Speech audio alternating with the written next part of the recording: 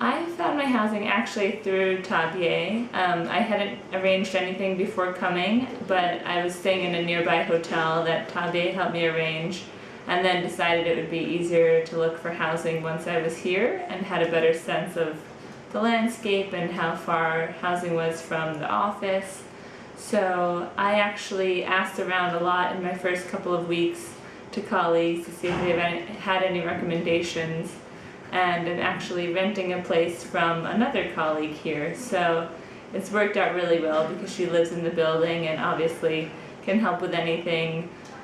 Can ask her at work for certain things about home. If I want to do laundry, I give her a heads up at the office. So it's been quite convenient, and in my opinion, I think it was a good idea to wait until I was here so I could get a better feel for how spread out things are and how close I would be living to the office. Now, how much was the hotel you were staying in at first?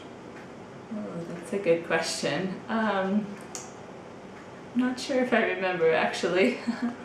But less than $50 a day? Oh yes, definitely. Okay. It was maybe $25 a day. Okay. Not very expensive, and I guess one thing with accommodation here is it's quite basic, but you do unfortunately kind of pay for something that's rather basic. So I was a bit alarmed when I first arrived to the hotel and saw how simple things were. At least it was all clean, but there weren't many frills, so adjusting to that was something that took a little bit of time, but at least it was relatively affordable and close to the office, so that worked out well.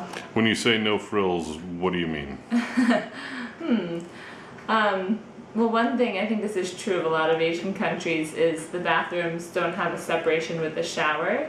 And so if you're like me at all and don't like water being everywhere, it can get a little messy because after you shower the whole floor is wet. So some people prefer to wear slippers around the house, bathroom slippers, but that's something that took time to adjust to. And then at times, at least in my hotel, the water would cut on and off, so it was a bit unpredictable, and then electricity was on and off.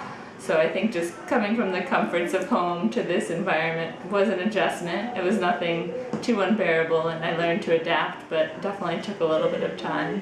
So how much are you paying for your apartment right now? So currently it's $450 for the 2 months I'm here, so yeah, a little over $200 a month.